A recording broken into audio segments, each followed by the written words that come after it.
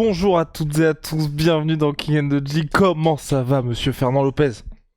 Je vais bien et toi-même. Ça va très bien parce que la semaine dernière, samedi soir, UFC Londres, enfin, enfin mes prières ont été entendues. Thomas Spinal, qui était jusque-là brillant dans la cage mais soporifique en dehors, on a eu le nouveau Tom Aspinall. Déjà, on va commencer par le sportif Fernand. Toi, sa performance, est-ce que là, tu te dis ouïe ouïe ouïe, ça frappe salement là? Je me le disais déjà, effectivement, il confirme parce qu'il revient d'une blessure. Faut pas trop s'exciter quand il y a des... Non, non, non, non, non, non, non, non. Ce que je veux dire, c'est que moi, je te dis, je suis un fan des premières heures de Thomas Pinal parce que il est costaud, il frappe fort, il frappe machin. Mais l'OMMA, c'est une affaire de circonstances aussi et de casualité et de hasard aussi et de chance aussi. C'est que c'est pas toujours si simple que ça. C'est pas facile de tirer les conclusions sur une performance ou une contre-performance de très courte durée. Ce que je veux dire par là, c'est que il y a eu deux alertes sur le visage de Thomas Spinal. Il y a eu son coup de coude qui frappe, qui tombe bien, mais qui n'est pas forcément tombé au bon endroit, mais qui fait mal et qui déséquilibre même Thomas Spinal. Il n'est pas stable au moment où il frappe son coup après ça. Et derrière, il enchaîne, et puis c'est très précis, c'est très sec, c'est très fort. Et ça passe en grande bonne, et boum, boum, voilà. Comme il dit lui-même, les poids lourds, il suffit que ça tape une fois bien et ça se passe mal. Euh, Maintenant, moi, depuis le début, je le crains. C'est que pour parler français, ouais, je le crains, comme je crains un certain nombre de... le dernier quatuor qui y a là, les quatre derniers soldats sont chauds. Quand tu as enlevé Sipé, quand tu as enlevé John Jones, dans quelques mois, dans quelques ou même années, si tu veux, je sais pas si son ego va le faire rester Jones, il reste Pavlovich, il reste Jelton Almeida, il reste Thomas Final, il reste Cyril Gann, il reste éventuellement Curtis Blade. Tous ces mecs sont effrayants. Tu peux dire ce que tu veux. Blade, quand il est en état de grâce, bah, il t'amène au sol et puis il t'épilonne pendant 30 secondes. D'habitude, tu es obligé de sauter dessus parce que c'est violent. Almeida, quand il te saute dessus, c'est un truc qui interdit au moins de 18 ans. Comment il va sur les soumissions? Tu vois, enfin, c'est brutal, tu vois. Et quand il y a Pavlovich qui avance vers toi en mode dos argenté et qui se met à lâcher ses bombes, il a beau être lent, mais il frappe très fort, c'est effrayant. Donc, tous ces mecs-là donnent la chair de poule et Aspinal a fait une démonstration de force incroyable. Maintenant, si tu vas trop à l'intérieur, on pourrait te dire, bon, arrête de vouloir réduire ce qu'il a fait. Non, mais sans vouloir réduire ce qu'il a fait, c'était une très belle performance qui attire l'attention, qui fait que, quoi qu'on en dise, il est au moins aussi rapide que Sergan, au moins aussi technique debout que Segan. Il a su démontrer jusqu'aujourd'hui qu'au sol, il pouvait faire des choses, même si personnellement, je trouve que quand tu regardes le background de deux, euh, Segan a aussi démontré qu'il savait, il savait soumettre, il savait faire des choses au sol. On a vu des soumissions de sa part, Thomas Spinal quelques-unes, surtout monter grand and pound. Et puis, il a l'air de cogner plus fort. Il a l'air de taper fort, Thomas Pinal. Mais, mais, mais en tout cas, son palmarès le dit, quoi. Enfin, il a un certain nombre de victoires par KO rapide, c'est impressionnant. Et il a l'air de taper fort. Donc, oui, c'est impressionnant. Je dis juste que c'est compliqué toujours quand on a des performances très rapides et qu'on ne voit pas les gens en eau profonde et qu'on ne les voit pas dans des galères, dans des souffrances et tout. Euh, c'est- ce serait bien de voir Thomas Pinal au quatrième round, au cinquième round, de voir ce qu'il donne. Tu vois, ce serait bien un jour. Parce que oui, ça se termine toujours extrêmement rapidement avec Thomas Spinal. Néanmoins, à la différence de Sergei Pavlovitch, où là, c'est vrai que c'est surtout son anglaise qui parle, là, on a cette impression qu'on a un combattant un peu plus complet. Toi, comment t'approcherais Thomas Spinal? Si jamais les chemins étaient Qu'est-ce qui amenés te à se fait croire croiser. que Thomas Pinal est plus complet? Ce qui me fait croire qu'il est plus complet, c'est par exemple des combats contre Andrei Arlovski, où Mhm. quand on voit que debout ça commence à coincer, enfin Mhm. pas coincer non, il se fait un petit peu déborder debout par Andrei Arlovski, il a cette intelligence de changer de niveau et d'à chaque fois, tu vois, même contre Volkov, il perd pas de temps, il surprend peut-être même Volkov pour justement expédier ça très rapidement. Ok. Ce que je dis, c'est que ce changement de niveau, est-ce qu'il y a d'autres personnes dans la catégorie qui le font? Est-ce qu'il y a d'autres personnes? Alors, il y a d'autres personnes qui le font, mais peut-être pas aussi vite dans le combat, aussitôt dans le combat, ou avec le même QI combat entre guillemets, SCF Curtis Blades, de temps en temps on l'a vu faire des erreurs. Ok. Ok.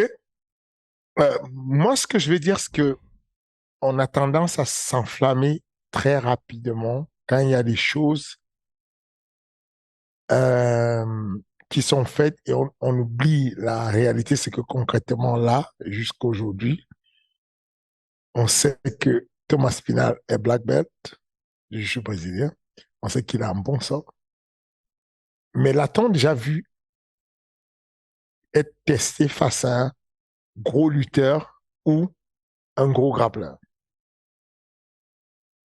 Parce que si on te pose la question, toi, ce que tu dis, c'est, si on te pose la question sur le français, toi, ce que tu dis, c'est, bon, on est d'accord qu'il n'a jamais été testé par un gros lutteur, on est d'accord que, bon, au sol, on a vu ses limites, on va...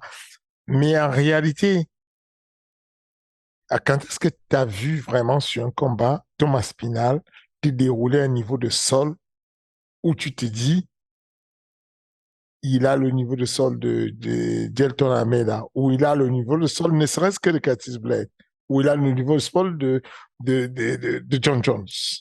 Qu'est-ce qui te fait croire ça concrètement? À part le fait qu'il n'ait jamais affronté quelqu'un qui a un bon niveau de sol et qui lui complique la vie au sol. C'est un débat ouvert, hein? Je te pose la question.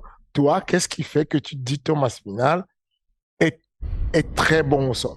Alors je ne me dis pas, ah oui voilà, je ne pense pas qu'il a un aussi bon sol que Curtis Blades ou que John Jones, mais là où je le trouve très intelligent, c'est qu'on le voit, même si les échantillons à chaque fois de combat sont assez courts, on le voit à chaque fois tenter plusieurs choses, ce qui fait qu'aujourd'hui, je crois qu'ils avaient mis le temps moyen de combat, c'est 2 minutes 26, je crois que c'est le plus court chez les heavyweight ou quelque chose comme ça. Hein? On a quand même vu beaucoup de choses, on a vu plusieurs Thomas Spinal en tout cas, en 2 minutes 26 à chaque fois de temps de combat moyen. Et c'est juste Comme ça qui, quoi? moi, m'impressionne. C'est pour ça. Qu'est-ce qui t'a impressionné que Bah, quelqu'un d'autre, c'est le que d'autres fait, tu vois, personnes n'ont pas fait qui non, impressionne? pas d'autres personnes. C'est que je veux dire, tu vois, Cyril, par exemple, oui, il y a les mises au sol, oui, il y a les... Mais on sent que, et même sa soumission dès le début, dès ses débuts à l'UFC, le problème, c'est qu'aussi, comme tu l'as dit, il y a la temporalité où aujourd'hui, Cyril, il y a eu ces deux combats où forcément, avant qu'il y ait ces deux défaites contre Francis et contre John Jones, le narratif était différent. Là, pour l'instant, il n'a pas eu ça, il a Donc, pas eu ça tu Thomas vois, c'est ce Spinal. que j'essaie de te dire. Pourquoi j'essaie de te dire ça? J'essaie de te dire que au final, toi, tu ne juges pas l'athlète Thomas Spinal par rapport à la temporalité.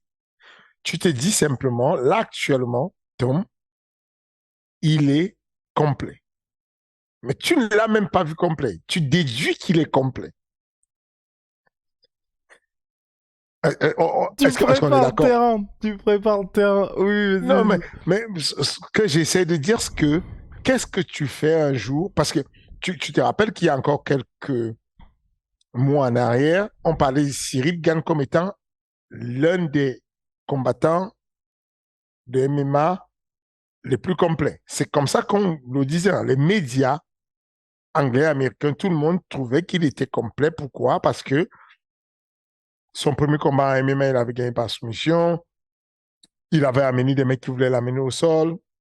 Il avait réussi à mettre des timings à certains. Il avait mis des soumissions. Et donc, du coup, on se disait, bon, le gars en striking, il survole. En lutte, il n'est pas mal. Il contrôle les gars. Ensuite, il a pu amener des gars comme Jerzino au sol. Pas facile à amener Jersey au sol, hein. Il a un centre de gravité, il est compliqué, machin. Pas facile à amener au sol quand il est en mode défense. Et, et au final, quelques mois plus tard, tu as déchanté. Nous avons déchanté. Tu as dit, bon, arrêtez, arrêtez, arrêtez. Arrêtez. Attends, Et mais là, et là, vas-y, il se passe vas-y. quoi? Ouais. Le Bougari, en moins d'une minute, bim, bam, bim, pif. Et tout le monde est en train de dire, oh, mais c'est terrible, c'est le nouveau mec. Il est archi complet, il est très dangereux. Mais moi, je dis, pourquoi on n'est pas objectif? Pourquoi on ne se dit pas, pourquoi on ne met pas les choses dans les temporalités en se disant, non, c'est pas si clair que ça. On l'a pas vu, on l'a pas vu travailler avec Delton Amédée et voir ce qu'il donne. On sait pas ce que ça donne en vrai. On l'a pas vu, la puissance dont on parle. On l'a pas vu l'exercer face à Pavlovich. Il a pris qui comme frappeur, Thomas Pinal? Un gros frappeur. Vas-y. Non, non, je vais pas rentrer dans ce jeu-là. Je vais pas rentrer dans ce jeu. Pour l'instant, il en a pas eu. Il y avait le fameux test contre Curtis Bates qui a malheureusement été trop court pour le sol.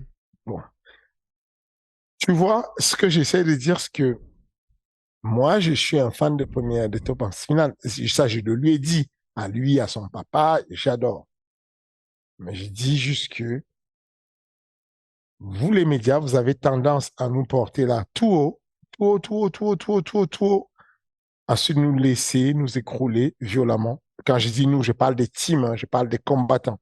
Vous êtes capable de porter un athlète et faire des trucs, dire des choses dithyrambiques, dithyrambiques, dithyrambiques, et au bout d'un moment, le gars, il va perdre un combat parce qu'il va se manger une soumission et tout le monde va s'écrouler en disant, oh, on racontait n'importe quoi, c'est une fausse black belt, il n'est même pas ceinture noire, comment s'il se mange une soumission, comment ça. Et c'est ça le problème. Un jour, il va arriver, on va dire, il est très complet. Quelqu'un va lui mettre 3, 4, 5 low kicks. Son genou fragile va abandonner. Et vous allez dire, oh, il n'a même pas de kick, quoi. Il est bon en boxe, mais kick, il n'est pas solide. Je dis, c'est tout ce que je dis. J'ai été impressionné par ce qu'il a fait, mais j'ai très peu de matière pour déterminer aujourd'hui que je peux le classer comme un John Jones qui est complet. John Jones a montré sur quasiment 30 combats qu'il est complet. Moi, je te pose la question, d'où tu tiens que Thomas Pinal est complet? Attends, mais je vais te la poser différemment alors. Voilà. Tu vois, Sergei Spivak. Sergei Spivak, là, le camp que vous faites, il y a un judoka qui est présent, tu sais à quoi t'attendre. Thomas Pinal, il y a le combat là qui tombe, ça se passe bien pour Cyril, là, contre Sergei Spivak, en 2 minutes 30, c'est plié et tout. Mars prochain, tu prépares le combat. Est-ce qu'il y aura une emphase qui sera particulière là-dessus? Absolument. Voilà, donc quand même, tu te dis, il y a danger de ce côté-là. Il y a toujours danger. Je te jure, la catégorie des poids lourds, c'est ça qui me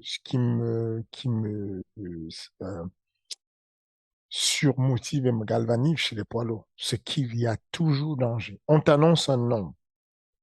Tu vois le nom, tu te dis, bon, c'est bon. C'est Léus, il n'est pas mobile, c'est bon, il va rien faire.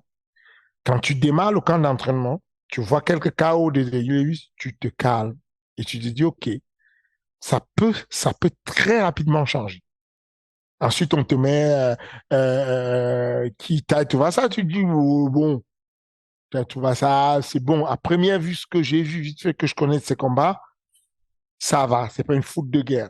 Tu commences à analyser les vidéos, tu vois que le bourg, quand il connecte, tu comprends la magie des Samoans, des Tongiens, voilà, de ces pays, des Fidji, de tout ça, quoi. Tu te dis, bon, le Pacifique, ça tape quand même.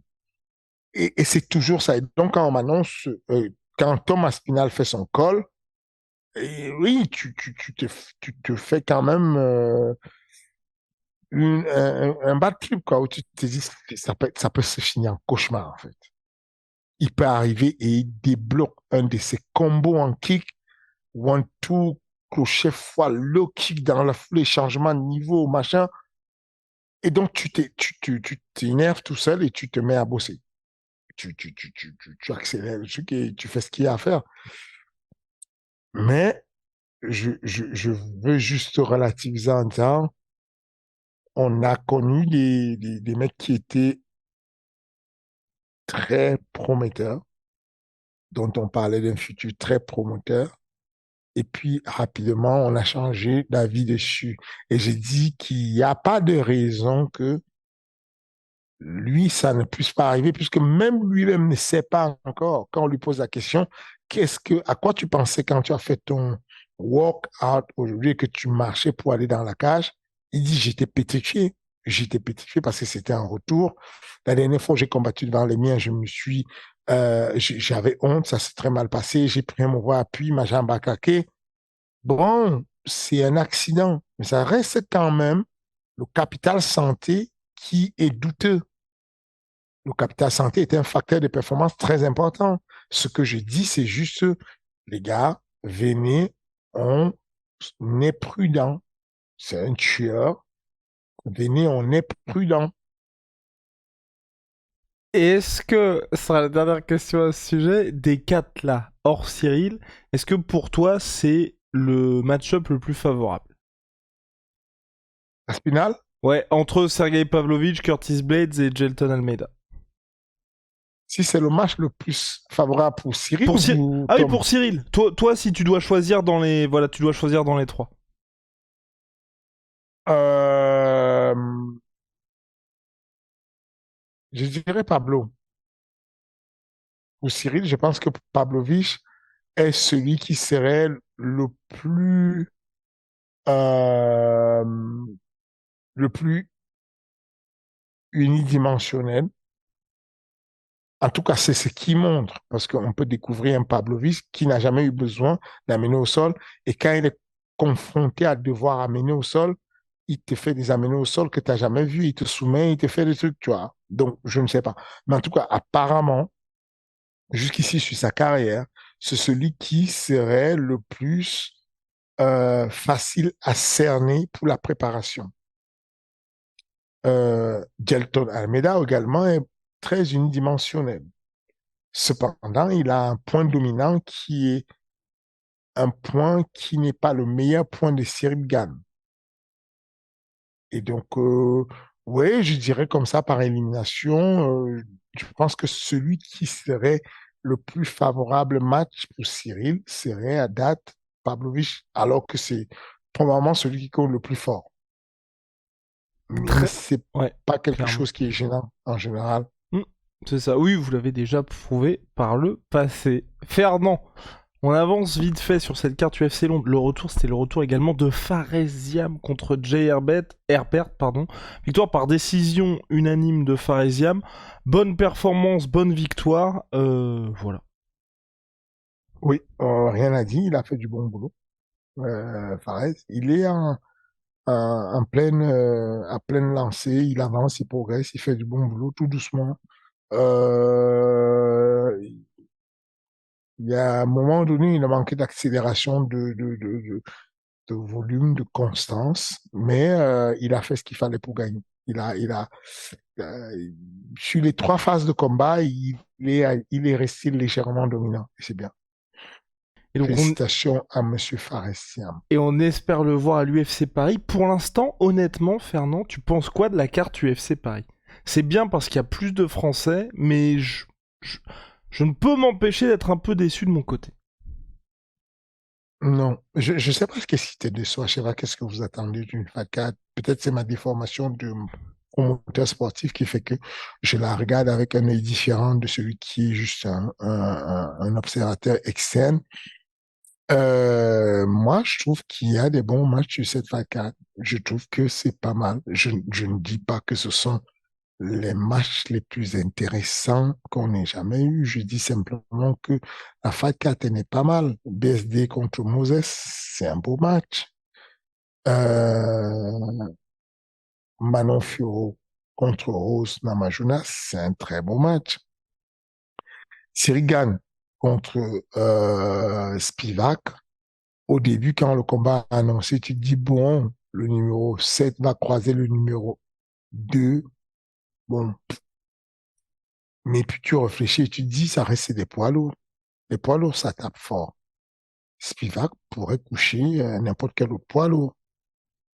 Spivak est lourd, il sait utiliser son corps, il sait utiliser la lutte, il sait utiliser le judo et il sait contrôler les gens au sol. Euh, Cyril s'est fait contrôler au sol. Cyril s'est fait dominer au sol. Cyril a lutté une fois contre Francis Ngannou et il a perdu en lutte. Et ensuite, il a combattu contre John Jones, il a perdu en grappling. Donc, on peut partir sur ces raisonnements et se dire, Spivak a un bon sol, décent sol, correct. Il a une bonne lutte, il fait tomber. C'est rare, ça, chez les poids lourds, les gens qui font tomber de manière certaine avec des mouvements de judo. Euh, et il est jeune. Il est jeune. Donc, à partir de ce moment, bon, si tu fais partie de notre camp d'entraînement, tu sais que Cyril n'est pas si simple que la narration le dit sur son sol et sa lutte. Tu sais que Cyril, c'est un poison. Il est vraiment relou pour des mecs qui font du sol classique, des mecs qui font de la lutte normale et qui ont des bons palmarès en grappling et en lutte, te le disent en sparring avec lui. Ce n'est pas si simple que ça. Ce n'est pas ce qu'on m'avait dit. Mais si tu n'es pas de la team, tu te dis, bon, il est mort. Il est mort parce que on voit bien que Sergei Spivak, qui gère bien le sol, il colle les gens au sol, il se débrouille bien. Donc, ça fait un match compétitif finalement. Moi, je ne sais pas pour toi, mais Spivak, Cyril, ça fait un match compétitif. Mais et justement, ouais, je voulais t'en parler, les codes de Paris, là, on voit que ça se resserre un petit peu entre Cyril et Sergei Spivak par rapport à l'annonce du combat. Donc c'est vrai que même du côté des bookmakers, ils commencent à se dire que ce soit un peu... Mais bon, moi j'espère qu'il va se passer exactement ce qui s'est passé comme Tom contre Tibura, tu vois. Qu'il y a un vrai gros message qui soit envoyé en mode, bon, j'ai rien contre Spivak, hein, au contraire, mais tu sais, en mode, il y a un classement, on voit clairement que je suis dans le top 3 et toi tu es à ta place, voilà. C'est possible, mais c'est aussi possible. Faut pas enlever faut pas, faut vraiment pas sous-estimer Spivak. Je pense que Cyril est au-dessus. J'espère qu'il est au-dessus, sinon c'est chaud. Je pense qu'il est un peu au-dessus quand même. Mais je dis encore que je respecte beaucoup Spivak et je respecte beaucoup la puissance des poids lourds. Je, je respecte, quel que soit ton niveau de sol technique, quand un mec est lourd sur toi, on l'a vu quand Francis s'est posé sur Cyril. Cyril était en dessous, il avait pas mal de scramblis, de mouvements de sol, voilà, qui était beau à voir, qui était stylé, tu sentais qu'il voulait, mais le poids d'un mec plein, 120, 125 kilos sur toi, c'est dur. Et je pense que c'est ce qu'il ne veut pas ressentir, quoi, se retrouver en dessous de Spivak. Euh, L'avenir nous le dira, Fernand, l'avenir nous le dira. 2 septembre prochain, Paris, Accor Arena. Autre actualité de ton côté, surprenante d'ailleurs, c'est Nassourdine Imavov qui se retrouve contre Ikram Aliskerov. Comme ça, de prime abord, Bourbé. ok. De Bourbier, et d'autant plus parce que j'ai pas pu en parler avec Nassourdine. Comment ça s'est passé le fait qu'il y ait ce combat d'Agestano, enfin franco, enfin bref, tu comprends, d'Agestano, d'Agestanais. Est-ce que c'était dur à accepter pour Nassourdine ou pas du tout? Euh, Dans un premier temps, c'est toujours dit non, c'est une espèce de pacte de non-agression entre les Caucasiens et surtout euh, euh, de la Tchétchénie ou du Daghestan, entre Daghestan versus Daghestan ou Tchétchène versus Tchétchène. Et qu'il y a eu le match entre euh, Chimaev contre Egram, mais c'était Daghestan versus Tchétchénie. Là, on a Daghestan. Donc, c'est tendu quand même. Donc, moi, quand je reçois le message, je dis au matchmaker, laisse tomber, ça ne marche pas. Ça ne va pas passer. C'est mort. C'est inutile. Je vais pas perdre mon temps d'aller demander. C'est un pacte de non-agression qui existe depuis. Dès que je leur en parle, ça bloque. Donc, je ne veux même pas perdre le temps. Il me dit, bah, c'est dommage.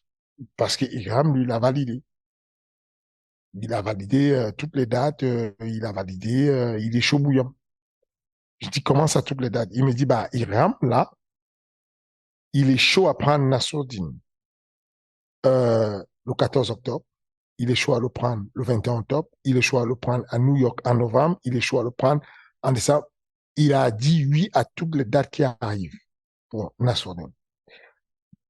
Et là, j'ai dit, wow, laisse-moi en parler à Nassourdine. Et Nassourdine dit, écoute, si lui, il est chaud, on valide le combat. Let's go.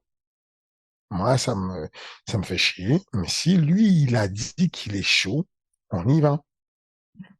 Donc voilà à peu près comment ça s'est passé le match-up. Après, il a gagné, hein. Il a beaucoup à gagner. Nassourdine aussi a gagné parce que ça apporte une certaine visibilité. Le combat sera à Abu Dhabi. C'est une nouvelle fanbase qui pourrait être acquise pour Nassourdine, mais ça reste un combat très très difficile. Shimaev dit que euh, c'est le combat le plus difficile de sa carrière. Et justement, t'en penses quoi, toi, alors, d'Ikram? Parce que là, il y a une hype autour de lui. Il arrive à l'UFC, premier combat, il met KO Phil Hawes, ancien adversaire de Nassourdine. On sent qu'il y a une certaine attente autour de lui, et on en avait parlé la semaine dernière, que l'UFC peut-être va se dire on va mettre en place la revanche entre Shimaev et Ikram à un moment donné. Toi, t'en penses quoi de lui, et par rapport même à l'historique de Nassourdine, qui a quand même maintenant affronté un certain nombre de noms chez les middleweight, tu le placerais où? Bah là, comme là, que les classements sont corrects. Je veux dire, Ok, ok. Non, mais je veux dire, ouais, quand je dis ça, c'est. Enfin, Igram, à la base, était quand même placé pour affronter Paulo Costa. Donc on sent qu'il y a cette volonté de l'UFC c'est ça. de vite le mettre haut. C'est un peu ça aussi qui pèse dans le truc parce que l'UFC s'est dit, attends, Paulo Costa, classé beaucoup mieux que Nassourdine, valide le combat, il accepte et vous voulez tourner autour du pot, non, ça, on comprend pas. Donc le combat s'est fait, le combat se valide et puis on verra, mais très complet. Il a mis pas mal de KO, il est complet, il a une très bonne lutte, solide sur ses appuis, bonne mentalité, très agressif. C'est un beau test, c'est vraiment un beau test. C'est bien. C'est pas, il y a pas, sportivement pareil, il n'y a pas beaucoup à gagner parce que le classement, Nassourdine est devant, mais mondialement, globalement, c'est un beau message à envoyer à la catégorie de 84 kilos. Et à l'UFC, si vous avez la volonté de placer Igram contre Paulo Costa et que je bats Igram, on est d'accord que vous devez envisager de me mettre bien quelque part. Voilà un peu. Et surtout, ce qui est bien aussi, je trouve, c'est là où vous avez gagné, c'est que c'est sur la carte de Ramzat contre Paulo Costa. Donc pour les conférences de presse, si jamais Nassourdine a envie d'être un peu loquace, ça peut être sympathique. Pourquoi il n'y a pas d'UFC Paris par contre? Est-ce que t'étais surpris de ça? Pourquoi il n'y a pas d'UFC Paris? Pour Ok. Nassourdine. Parce qu'il n'y avait pas d'adversaire disponible dans le top 10. À la base, c'est le top 10 qu'on veut. Et puis, on attend, on cherche, on n'a pas de top 10 euh, et finalement, Nassourdine et moi, on décide de ne pas combattre à Paris. parce que c'est peut-être l'occasion de se reposer, de se soigner, de se régénérer, de faire un développement de force, de prendre le temps de passer à autre chose, au lieu de se précipiter, parce que il nous restait quasiment, on était, enfin, c'est assez spécial, les combattants qui sont bouqués de sur les boucs en dernière minute, c'est incroyable.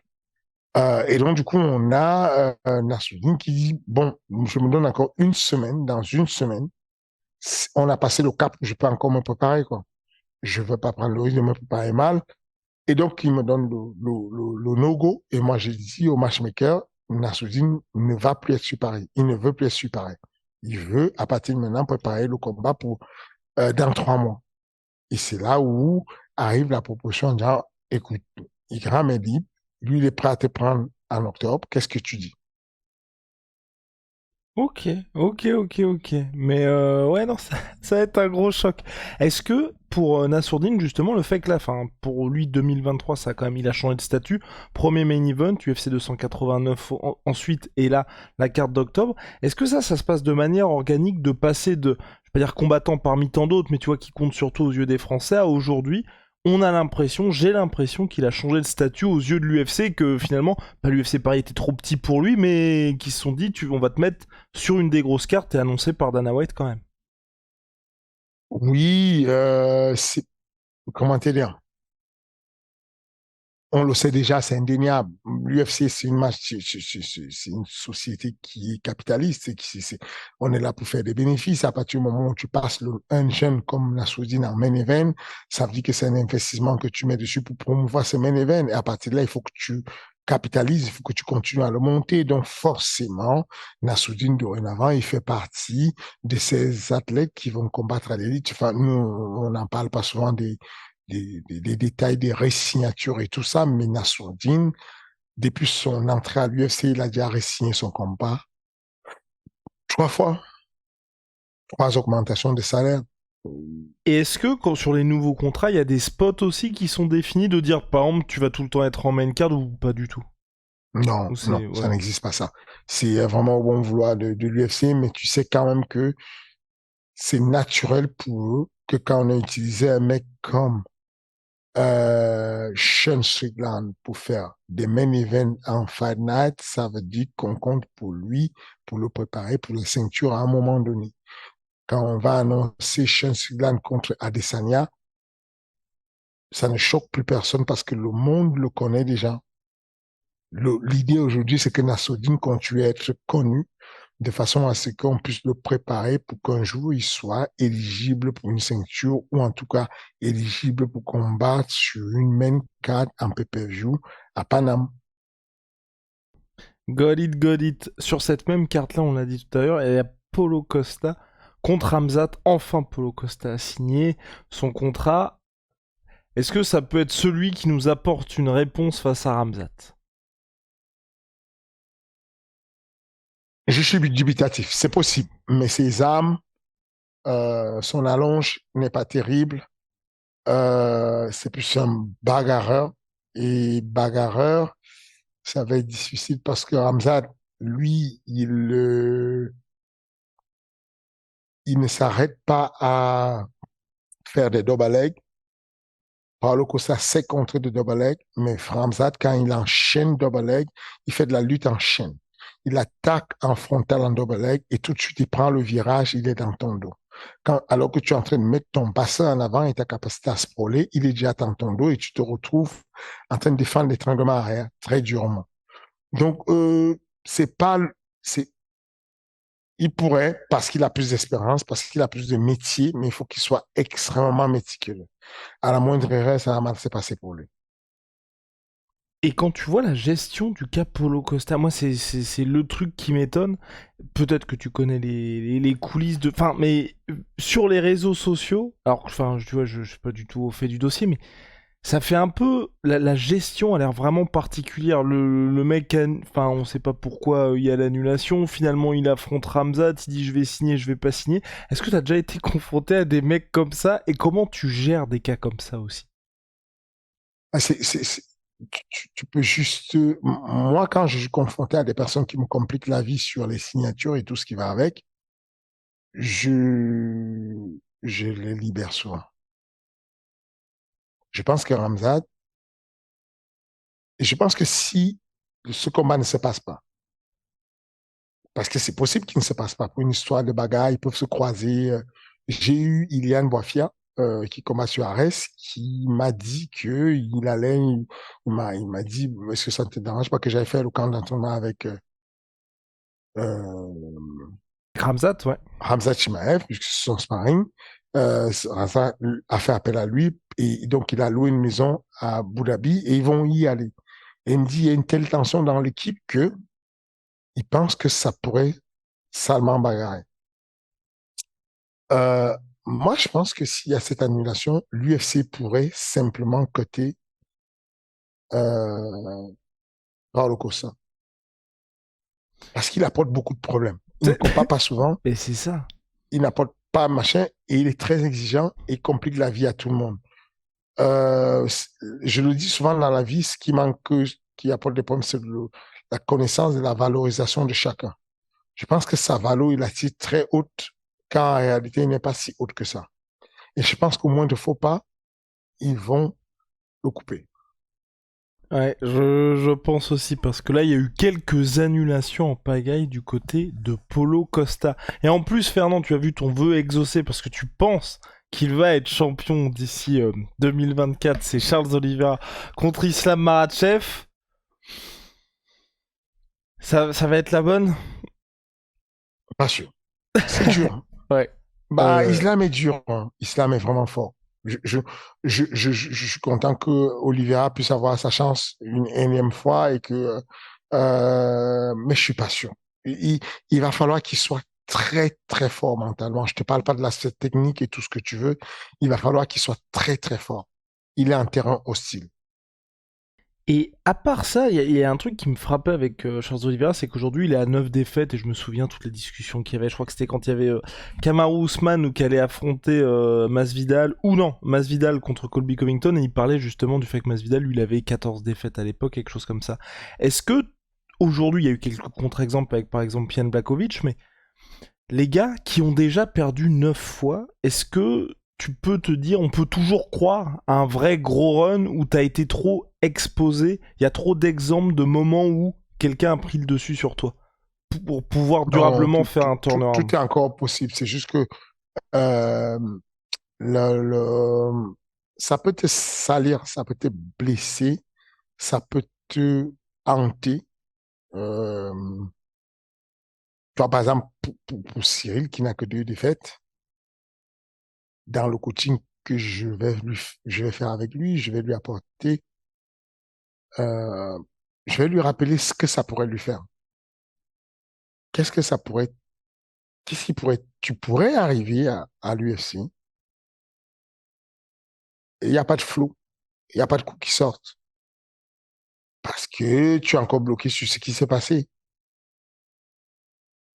Tu pourrais avoir quelqu'un qui tient le coup, et au lieu de penser ce qui se passe, tu es bloqué sur la soumission et tu ne trouves pas de solution pour après.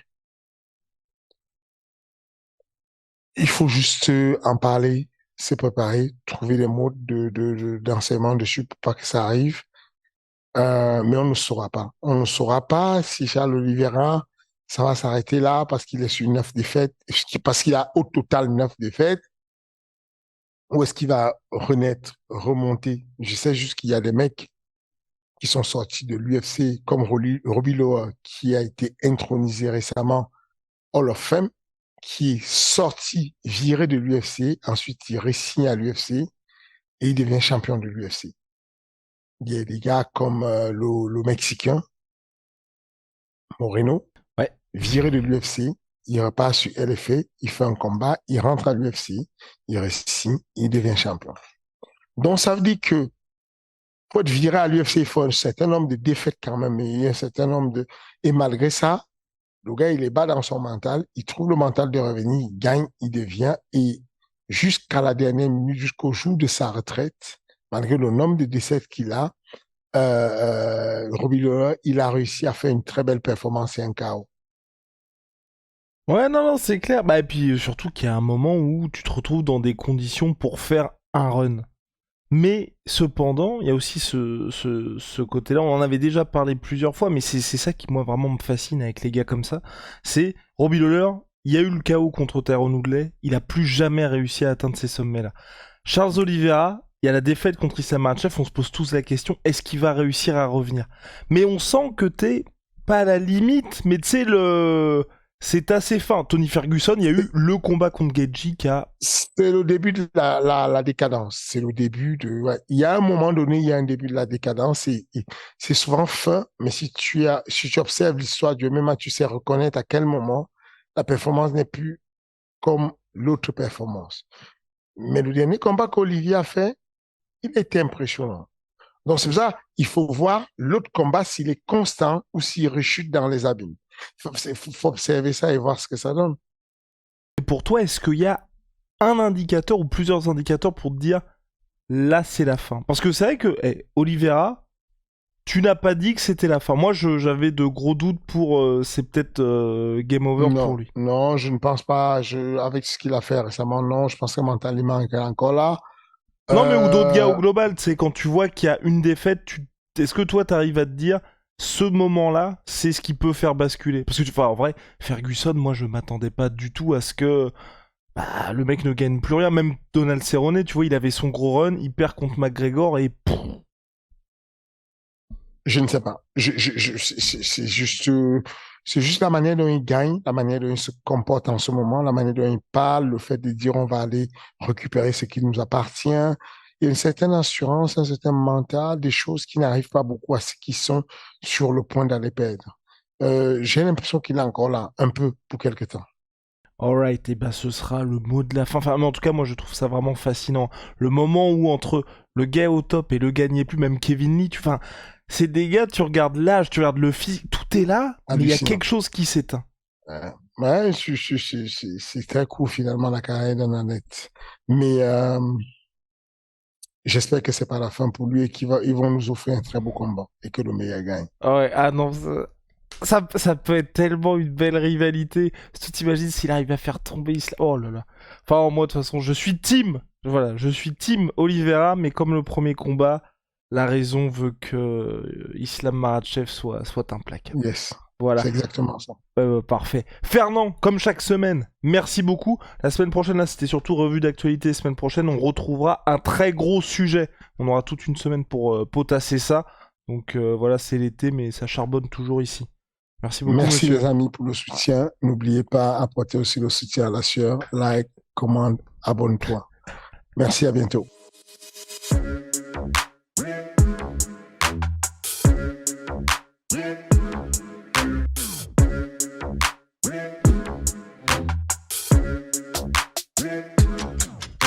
I'm fucking coming for you!